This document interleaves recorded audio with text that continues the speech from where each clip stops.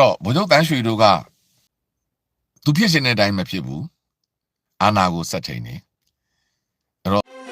မင်္ဂလာပါမြန်မာနိုင်ငံအတွင်းမှာနေ့စဉ်ဖြစ်ပွားနေတဲ့မြေပြင်အခြေအနေနဲ့တိကျမှန်တဲ့သတင်းကိုစနစ်တကျတင်ဆက်ပေးနေတဲ့ခေတ်သစ် channel မှာကြိုဆိုပါရစေ။သူတို့မဆလာပါတီအမာခံဗိုလ်ချုပ်တွေအားလုံးဒီတဆညာပါတီထောင်ပြီးရွေးကောက်ပွဲဝင်နေ90ရွေးကောက်ပွဲမှာတက်အများစုရှိတဲ့တကုံလိုနေရာတွေမင်္ဂလာတို့နေရာတွေမှာသူတို့ရှုံးနေ NLD ပဲနိုင်နေအဲ့တော့ပြည်သူတွေက26နှစ်ကြာသူတို့အုပ်ချုပ်ခဲ့တဲ့ဒီတပါတီအာဏာရှင်စနစ်ပေါ့ဒီ socialist အပိတ်စနစ်ကိုပြည်သူတွေကစိတ်ပြတ်သွားပြီးအဲ့ဒီချိန်မှာပေါ်လာတဲ့ဗိုလ်ချုပ်အောင်ဆန်းရဲ့သမီးဒေါအောင်ဆန်းစုကြည်တီထောင်တဲ့ NLD ကိုပဲပြုံမိမဲပေးခဲ့တယ်ပြည်သူတွေကပြောင်းလဲမှုကိုပြသတယ်အဲ့ဒါကိုနောက်မျိုးဆက်ဖြစ်တဲ့နေဝင်းဆင်းသွားတဲ့အခါမှာကြံခဲ့တဲ့စောမောင်တန်းရွှေအထူးသဖြင့်တန်းရွှေစောမောင်ကိုရှင်းထုတ်လိုက်ပြီးတော့အဲ့တန်းရွှေကအာဏာမျိုးဆက်တည်ကြောင်နေပြောချင်တာက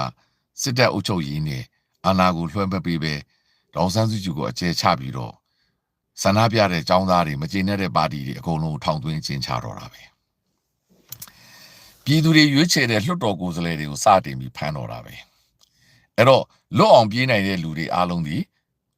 ဥစိန်ဝင်းဥဆောင်ပြီးတော့မနေ့တနေ့ကဒီကွယ်လွန်သွားတဲ့ဥပဝင်းရဲ့သားဗိုလ်ချုပ်အောင်ဆန်းရဲ့အကူဝမ်းခွဲဥစိန်ဝင်းဥဆောင်ပြီးတော့အမျိုးသားညီညွတ်ရေးအစိုးရဖွဲ့တယ်အဲ့ဒီမှာကိုမွေးသူစံနဲ့ဥဆောင်တဲ့ចောင်းသားတွေကចောင်းသားတက်မတော် ABSDF Obama Student Democratic Front ဆိုပြီးတော့ចောင်းသားတက်မတော်ကြီးတည်ထောင်တယ်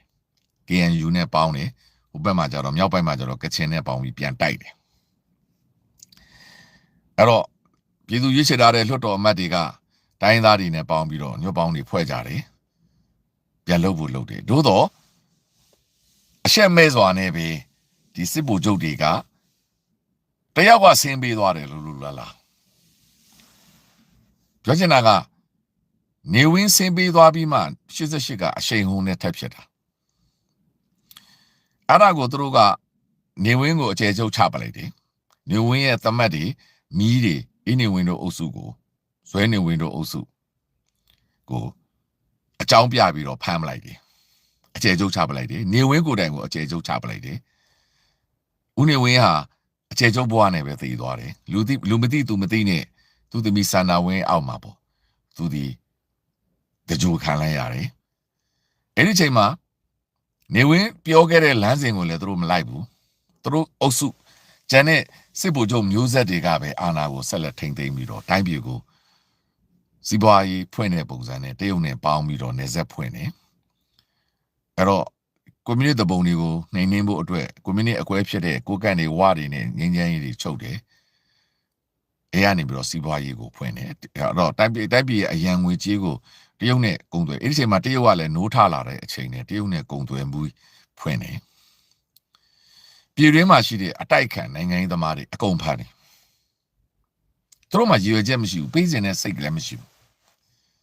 အကုန်ဖမ်းတယ်ဒေါ်စန်းစုကြည်ကိုအကျယ်ချုပ်ချတယ်ဖမ်းပြန်လွှတ်တယ်ပြန်ချတယ် NLD ကပါတီကလူတွေအကုန်ဖမ်းတယ်ကျန်တဲ့အတိုက်ခံတွေအကုန်ဖမ်းတယ်ចောင်းသားအကုန်ဖမ်းတယ်နော်ဒီနိုဘယ်ရေခင်91 92 99 98အကုန်ဖမ်းတယ်တယောက်မှမထားဘူးနောက်ဆုံးတန်ကရေခင်2009လဲဖမ်းတယ်ဒါဆိုသူတို့တိုင်းပြည်ကိုဘာလုပ်ပေးသလဲနေဝင်းလက်ထက်တွေကပညာရေးစနစ်ကိုအမျိုးမျိုးပြောင်းတယ်နော်ပညာရေးကိုဖွင့်ပေးဖို့မရှိဘူးအချို့တွေတော့ပဲဆရာမတွေနိုင်ငံခြားသွားတယ်ပြီးတော့စနစ်ဟောင်းကာကြီးအောင်နဲ့ခခွေးအောင်နဲ့10တန်းကိုအမျိုးမျိုးပြောင်းတယ်ပြီးတော့ဒေသကွက်လေးကိုနေဝင်းလက်ထက်မှာပြောင်းသွားတာစနစ်ပညာရေးဆိုပြောင်းတယ်ဒေသကွက်လေးကနေတခါနေဝင်းလက်ထက်မှာပဲဒေသကွက်လေးကိုပြန်ဖြတ်သိမ်းပြီးကျွန်တော်တို့တက်တဲ့အချိန်မှာဒေသကွက်လေးမရှိတော့ပြန်အဲ့လိုအစစ်အမျိုးမျိုးပြောင်းနေတဲ့စနစ်ကိုလုပ်တယ်ပြီးတော့မြန်မာနိုင်ငံရေးရဲ့ပညာရေးကပိုပြီးချွတ်ချုံကြလာတယ်လူငယ်တွေအတွက်အလောက်ကန်ခွင့်လန်းမရှိဘူးလူငယ်တွေကိုလွတ်လပ်စွာတွေးခေါ်ခွင့်မရှိဘူးကျောင်းမှာသင်ကြားတဲ့ဘာသာရပ်တွေကလည်းခင်းမမီတော့ဘူးနောက်ကျနေတယ်အဲ့ဒါနဲ့ပညာရေးအစိတ်တန်းကပိုကျလာတယ် အဲ့တော့လူငယ်တွေအတွက်လည်းအလောက်ကိုင်းမရှိတော့လူငယ်တွေကနိုင်ငံခြားသွားဖို့အတွက်သင်္ဘောသားလုပ်ငန်းတစ်ခုကလွှဲရင်ရှိုးကြောလုပ်ငန်းတစ်ခုကဘာလုပ်ငန်းမှမရှိဘူးဒါကြောင့်88ပြီးတဲ့အချိန်မှာသင်္ဘောသားလုပ်ငန်းနဲ့နိုင်ငံတကာကိုထွက်ပြီးတော့အလုပ်လုပ်တဲ့ဂျပန်သွားလုပ်တာထိုင်ဝမ်သွားလုပ်တာစင်ကာပူမလေးရှားထွက်လုပ်တာဆိုတာလောက်ပဲမြန်မာနိုင်ငံမှာခေတ်စားခဲ့တယ်တချို့သောသူတွေက UK အမေရိကတို့ကိုထွက်ခွာသွားပြီးတော့အလုပ်လုပ်ကြတယ်အလုပ်ရှာကြတယ်ဟိုဘက်ကကျတော့ဗီဇာအခက်အခဲဖြစ်တော့အာရှမှာပဲတောင်းတင်ကြတာများတယ်အများစုကမလေးရှားမှာတောင်းတင်ကြတာများတယ်မလေးရှားထိုင်းလန်စင်ကာပူပေါ့အဲ့တော့လူငယ်တွေကအလုပ်ကင်ခွင့်လည်းမရှိဘူးဒီရှေတိုးတက်မှုလည်းအာမပေးဘူးလူငယ်တွေအားလုံးကိုလည်းဖမ်းဆီးတာပဲရှိတယ်အရာရာကိုလုံခြုံရေးအကျိုးမြတ်နေပဲလုပ်တယ်အဲ့တော့ရလက်ကဘာထွက်လာလဲတိုင်းပြည်စီးပွားရေးတိုးတက်တယ်လို့ထင်ရပေမဲ့လေတိုင်းပြည်မှာကနာလုံးကလိုပဲထပ်ပြီးတော့ပတ်စံပဋိပက္ခတွေဖြစ်တယ်ဘဏ်ပဋိပက္ခတွေဖြစ်တယ်မေဖလာဝါဘဏ်တို့အာရှတနဘဏ်တို့ပြတ်သိမ်းတာတွေဖြစ်တယ်ပြီးတော့မြန်မာငွေကြီးမတည်မငြိမ်ဖြစ်တယ်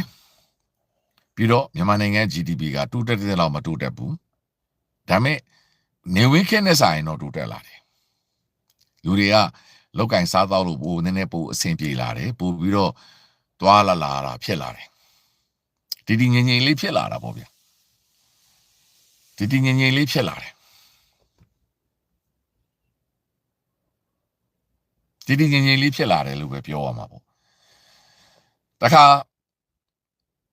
ဒီရင်းမှာရှိနေတဲ့ဒီလက်နက်ကင်တဲ့ចောင်းသားတွေကိုလည်းနောက်ဆုံးနှိမ်နှင်းလိုက်နိုင်တယ်လို့ပဲပြောရမယ်နောက်ဆုံးចောင်းသားတွေအားလုံးကဒီဘန်ကောက်မှာရှိတဲ့မြန်မာတန်ရုပ်ကိုဝင်စီးတာတို့ဘာတို့ကနေနောက်ဆုံးဖြစ်ပြီးတော့ဒုက္ခသည်စခန်းကနေတဆင်တတိယနိုင်ငံဖြစ်တဲ့အမေရိကကိုအကုန်ရောက်သွားကြတယ်အဲ့တော့အဲ့ဒီမှာပဲ NCGUB ဥစိန်ဝင်းတို့အုပ်စုလည်းအကုန်နိုင်ငံသားရောက်ကုန်တယ်ပြောချင်တာကမြန်မာရဲ့တော်လန်ရေးဟာဥရောပနဲ့အမေရိကမှာပဲတော်လန်ရေးဖြစ်နေတာနေဆက်မှာကုန်တော့မရှိတော့အဲ့တော့နေဆက်မှာရှိတဲ့တိုင်းသားတွေလည်းအလဲအပြူပြူတွေဖြစ်ကြတယ်ပြီးတော့သူတို့ bilateral တွေထိုးကြတယ်ကချင်ကထိုးတယ်ဟိုလူကထိုးတယ်ဒီလူကထိုးတယ်ရှမ်းကထိုးတယ်ဒါမျိုးတွေနဲ့ KNU တယောက်လောက်ပဲကြံတယ်KNU ကိုသူတို့ဝိုင်းပြီးတော့ဖြိုလိုက်တဲ့အခါမှာ money blow ကြီးကျသွားတယ် KNU ကလည်း DKB နဲ့နှချမ်းခွဲခံရပြီးတော့ KNU လည်းပြိုလဲသွားတယ် KNU လည်းရဲလေးပဲကြံတယ်အဲ့တော့မြန်မာအဲ့ဒီထက်မှအထူးဆန်းဆုံးကမွန်အဖွဲ့က KNU နဲ့လည်းအဆင်မပြေတဲ့အချိန်မှာလုံးဝငင်းချင်လက်မှတ်ထိုးပြီးတော့မွန်အဖွဲ့ကလုံးဝပြည်တွင်းပြန်သွားပြီးနိုင်ငံရေးလမ်းစဉ်ကိုသွားတာယနေ့မင်းအောင်လှိုင်ခေတ်ကြီးပဲမွန်ကအဲ့ဒီတဲကဒေါ်လာကြီးတဲကနေနှုတ်ထွက်သွားတာပေါ့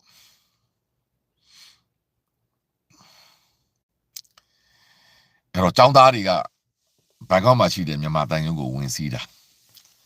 နောက်ဆုံးကျတော့ထိုင်းကအဲ့ចောင်းသားတွေကိုဖမ်းပြီးတော့ဝင်ဖမ်းပြီးတော့နေဆက်ပို့ပေးလိုက်တာမင်းအောင်လှိုင်တို့အကုန်ရှင်းလိုက်တာပြီးတော့ကျွန်တော်ထင်တယ်တဝယ်ဘက်ကလေပြန်တစည်းကိုလည်းចောင်းသားတွေပြန်ပြီးဆွဲတာရှိတယ်အဲ့လောက်ပဲရှိတယ်ဘာမှမအောင်မြင်ဘူးနောက်ဆုံးပြီးတော့တိုင်းသားတွေကလည်း bilateral တွေထိုးလိုက်ပြီးတော့သူတို့နဲ့အကုန်ပြေးလေပြီးစီးပွားအမှကချင်မှာဆိုစီးပွားရေးတွေဖြစ်သွားပြီးတော့ကချင်ကလိုက်စားပေါ်လာတယ်ဗျဌာနချုပ်တွေပဲဖြစ်ကုန်တာအဲ့တော့ရှမ်းတွေလည်းဒီကိုကန့်တွေဝါတွေလည်းအခုလိုဝါနေမြေကြီးရသွားတယ်ကိုကန့်လည်းလောက်ကင်ကြီးရသွားတယ်အဆင်ပြေကုန်တယ်ခံလိုက်ရတာကရခိုင်ကဘာမှမတူတတ်ဘူးဘာမှမရှိဘူးရခိုင်မှာရှိတဲ့နိုင်ငံရေးသမားတွေလည်းဘာမှရခိုင်ကိုအခြေချလို့မရဘူးဒေါ်စောမြရာဇာတင်လို့အခုអော်နေတဲ့အုပ်စုပေါ့နော်မင်းအောင်လည်းပေါင်းတဲ့အုပ်စုကအဲ့ဒီချိန်ကဘင်္ဂလားဒေ့ရှ်မှာရှိပြီးတော့သူကအမျိုးသမီးအခွင့်အရေးပုံစံကနေဒေါ်စောမြရာဇာကိုလင်းက activist အတယောက်အနေနဲ့ဝင်ပါလာပဲရှိတယ်နော်မြန်မာနိုင်ငံအမျိုးသမီး WLB အဖွဲ့ကနေတဆင်သွားတာပေါ့ဒါပေမဲ့သူတို့ကလည်းဒီဘင်္ဂလားဒေ့ရှ်နိုင်ငံကပဲပြောနေတာရခိုင်နိုင်ငံကြီးဘာမှမဖြစ်လာဘူးအဲ့တော့မင်းအောင်လှိုင်တို့က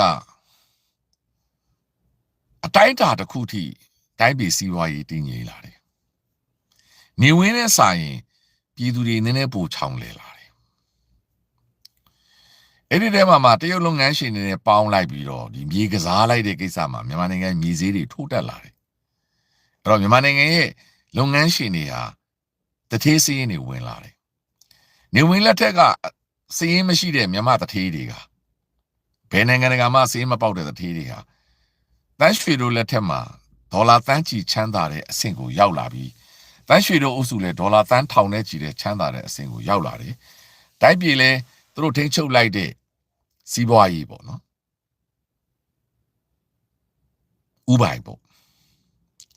နောက်တို့သားသမီးတွေရဲ့ခရိုနီကုမ္ပဏီတွေပေါ့အဲ့ကနေမှတစ်ဆင့်အာဆီယံနဲ့ပူးပေါင်းပြီးတော့ထိုင်းနဲ့စင်ကာပူတို့နဲ့စီးပွားရေးတွေသွားရရနေပြီးတော့2003ခုနှစ်မှာဒီပဲရင်းမှာဒေါ်အောင်ဆန်းစုကြည်တို့ရင်တန်းကိုဝိုင်းရိုက်တတ်တာနေပြီးတော့အမေရိကန်နဲ့အနောက်နိုင်ငံများကစိတ်ဆိုးပြီးတော့ဂျိတ်လောဆိုပြီးတော့အမေရိကန်စီးပွားရေးပိတ်ဆို့မှုတွေအပြင်းထန်လုပ်နေတဲ့ဂျားတဲ့ကကိုမင်းအောင်လှိုင်တို့ကရှင်းသန်းလိုက်တယ်။တိုင်းပြည်လေအတိုင်းတာတစ်ခုထိနေလို့ထိုင်လို့တော့ကောင်းလာတယ်။ဒါပေမဲ့အခြေအနေတစ်ခုကတော့ဘယ်လိုပဲဖြစ်ဖြစ်လူတိုင်းကိုတော့ effect မဖြစ်သေးဘူး။နေလို့ထိုင်လို့ရသေးတယ်ပေါ့။အဲ့ဒီအနေထားမှာမင်းအောင်လှိုင်တို့အုပ်စုဒီအမေရိကန်နိုင်ငံသားရေးဝန်ကြီးဌာနရဲ့ဒီအမေရိကန်သံမတ်ကြီးတွေဒေါ်ဆန်းစုကြည်တို့လာတွေ့တာတို့ဂျားဝင်ပြီးတော့ဒေါ်ဆန်းစုကြည်နဲ့ဂျားနေပြီးတော့လှုပ်ပေးမှာတို့အဲ့ဒါမျိုးပေါ့ဒေါ်ဆန်းစုကြည်နဲ့တွေ့ဆုံမဲ့အဲတော့ကအလို့သမားဝန်ကြီးဦးကြည်ညွန့်လာကျွန်တော်နာမည်မှားတော့မယ်အဲ့ဒါမျိုးနဲ့ဂျားခံပြီးလှုပ်ပေးခဲ့တာတို့တော့ရှိခဲ့တယ်အရှင်ပေါ့ဒေါ်ဆန်းစုကြည်ပြန်လှုပ်ပေးတာလည်းလုပ်ခဲ့သေးတယ်ပြီးတော့သူ10တပိုင်းပိတ်စစ်လိုက်သေးတယ်ပြီးမှဒေါ်ဆန်းစုကြည်ပြန်ဖမ်းလိုက်ပြန်တယ်အဲ့ဒါမျိုးနဲ့သူအရှင်လေးတွေပေါ့မျောလင့်ချက်တွေလုပ်ပြီးသူကညောင်းနေပေးညီလာခံကနေတဆင့်သူကဒီဖွဲ့စည်းပုံကိုရေးဆွဲမယ်ပြီးတော့ကြက်ခိုင်ဖို့ပြိုးရေးအသင်းကိုစထောင်တယ်အဲ့ကနေမှသူကအကြံဉာဏ်နဲ့အနှစ်20လောက်အချိန်ယူတယ်ဒို့ဒီမို့လဲ10နှစ်လောက်အချိန်ယူပြီး1995လောက်ကနေပြီးတော့2010အထိဆိုတော့အဲ့ပေါ့10နှစ်လောက်ပေါ့1990နဲ့2010 2010ဆို15နှစ်လောက်အချိန်ယူပြီးတော့ကြက်ကိုင်ဖွံ့ဖြိုးရေးအသင်းကိုထောင်တယ်ကြက်ကိုင်ဖွံ့ဖြိုးရေးအသင်းကနေမှကြက်ကိုင်ဖွံ့ဖြိုးရေးပါတီအဖြစ်အနှစ်20လောက်အချိန်ယူပြီးမှ2010 2008မှာသူကအသွင်ပြောင်းတယ်အဲ့တော့ငကိုနေဝင်းလှုပ်တဲ့အတိုင်းပဲမြန်မာဆိုရှယ်လစ်လမ်းစဉ်ပါတီကိုကြက်ကိုင်ဖွံ့ဖြိုးရေးပါတီနဲ့သူကအသွင်ပြောင်းတယ်အဲ့တော့တာဆာညာကိုအစားထိုးလို့မရတဲ့ခါမှာတန်းရွှေကပါတီအသစ်ထောင်တယ်အဲ့တော့ပါတီအသစ်ထောင်ဖို့အတွက်သူဒီကြက်ကိုင်ဖွံ့ဖြိုးရေးအသင်းဆိုပြီးတော့ဝန်ထမ်းတွေကိုမဝင်မနေရចောင်းသားတွေကိုမဝင်မနေရသူကလူမှုရေးအသင်းလို့လုပ်ပြီးမှအဲ့ဒီအသင်းကိုသူကအပိုင်ပါတီအဖြစ်ပြောင်းပြတာပြောချင်တာက NLD ကိုရှင်ပြိုင်နိုင်တဲ့ဒါစစ်တပ်ပါတီတစ်ခုဖြစ်အသွင်ပြောင်းတာအချိန်အနှစ်20ယူတယ်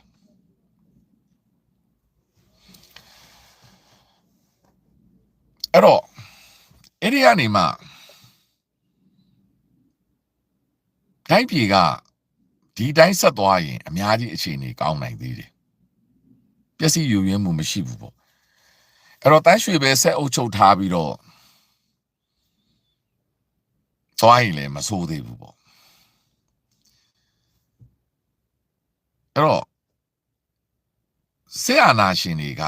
စိတ်ကစားတယ်သူတရုတ်တပည့်လုပ်ပြီးတရုတ်လူလည်းသူတို့မစင်စားတတ်ဘူးအဲ့တော့စစ်တပ်ကဗိုလ်ချုပ်တွေကစိတ်ကူးရင်တယ်အဲ့ဒီအားနည်းချက်ကဘယ်မှာတော့တွေ့ရလဲဆိုတော့2008ကိုအသက်သွင်းခြင်းကနေစတာ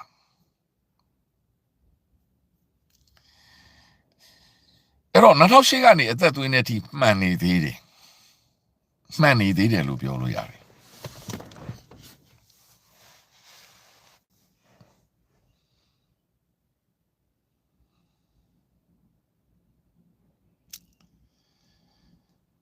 အဲ့တော့သူတို့အခြေခံခြေကုပ်ဖြစ်တဲ့သူတို့ရဲ့စီးပွားရေးအင်အားသူတို့ရဲ့အခြေခံအကိုင်းခက်တွေဖြစ်တဲ့ဒီခရိုနီအင်အားပေါ့နော်သူတို့ထောက်ခံတဲ့အင်အားအဲ့ဒါဒီအားလုံးကိုသူတို့ကအပိုင်ရထားပြီးပြီလက်နက်ကင်လမ်းစဉ်ကိုလည်းတိုင်းရင်းသားတွေနဲ့သူတို့ပြေးလဲအောင်စာချုပ်တွေချုပ်ထားနိုင်ပြီတိုက်စစ်ပွဲတွေရက်နေပြီအဲ့ဒီချိန်မှာမမျှော်လင့်ပဲဒီတန်ခါရေးခင်းဖြစ်တော့သူတို့2008ကြီးကိုဒီနာဂစ်မုံတိုင်းနဲ့အပြိုင်အတီးပြုတ်ပြီးတော့တတ်တုတ်ရိုက်ပြီးတော့ရွေးကောက်ပွဲလုပ်ချလိုက်တယ်အဲ့ဒီအထီလေသူတို့မှန်နေသေးတယ်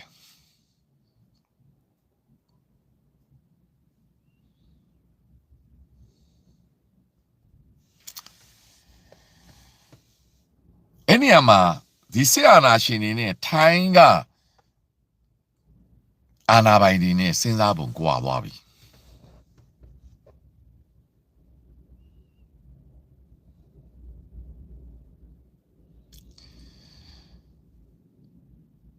ထိုင်းရဲ့ဘရင်တွေနဲ့ထိုင်းစစ်တပ်ကထိုင်းပြည်သူတွေနဲ့ထိုင်းနိုင်ငံရေးသမားတွေကို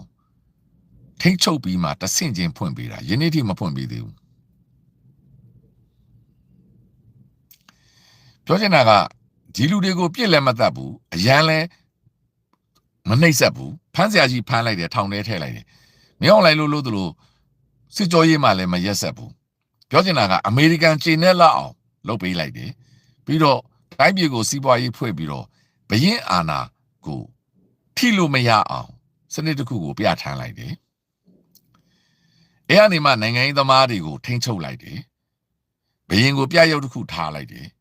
ပြီးတော့ဘရင်တပ်မတော်ကနေတဆင့်ဘရင်ဒီတော်ဝင်တပ်ကနေတဆင့်စစ်တပ်တွေနဲ့ပူးပေါင်းပြီးတော့ Conservative Party ပုံစံနဲ့ပါတီထောင်တယ်အဲ့အနေမှာတဆင့်သက်စင်တို့လိုအယက်သားနိုင်ငံရေးသမားတွေကိုဖွင့်ပေးတယ်ဒါမဲ့ red line ထားရတယ် red line ကြော်တာနဲ့ပြန်သိမ်းတယ်ပြီးတော့သက်စင်တို့ကိုမှတ်လောက်သားလောက်အောင်ဖမ်းပြတယ်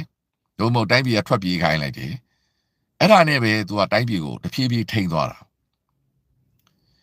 ဒါမဲ့သူတို့ထိန်းတာကနေလူငယ်မျိုးဆက်ဖြစ်တဲ့မက်ဆာဖီတာတို့ပေါ်ပေါက်လာတယ်အဲ့ဒါလည်းသူတို့သိတယ်သူတို့အာဏာမြဲဖို့အတွက်တိုင်းပြည်ရဲ့လူငယ်တွေရဲ့ပညာရေးကိုသူတို့မပိတ်ဘူးသူတို့သိတယ်တိုင်းပြည်ရဲ့လူငယ်တွေနဲ့ဒီတိုင်းပြည်တိုးတက်မှုရှိမှသူတို့လူငယ်တွေအောင်မြင်တယ်တိုင်းပြည်စီးပွားရေးတက်ရင်သူတို့အုပ်ချုပ်ထားတာလည်းအောင်မြင်တယ်အဲ့တော့သူတို့အုပ်ချုပ်တာအောင်မြင်ဖို့အတွက်အုပ်ချုပ်သူလူဒန်းစားကိုအကုန်မပိတ်ဘူးထိုက်တဲ့လောက်ဖွင့်ပေးတယ်အာဏာကိုထိမဲ့ကိစ္စလောက်ပဲသူတို့ကတ်တာလိုက်တယ်နိုင်ငံရေးကိုလည်းလွတ်လပ်ပေးလုပ်ထားတယ်အဲ့တော့အဲ့ဒီလူငယ်တွေကကဘာနဲ့ရှင်အရင်တော့က1980 90လောက်ကထိုင်းနိုင်ငံသားတွေဆင်းရဲတယ်ကျွန်တော်အမြဲတမ်းပြောနေတဲ့စကားတစ်ခွန်းရှိတယ်ထိုင်းနိုင်ငံမှာအလုံးအမတန်ဈေးပေါ်တယ်အဓိကထိုင်းနိုင်ငံရဲ့ဒီတူရဇင်လုပ်ငန်းဟာထိုင်းအမျိုးသမီးငယ်များနဲ့ပတ်သက်ပြီးတော့ကဘာကြီးကိုဆွဲပလိုက်တာ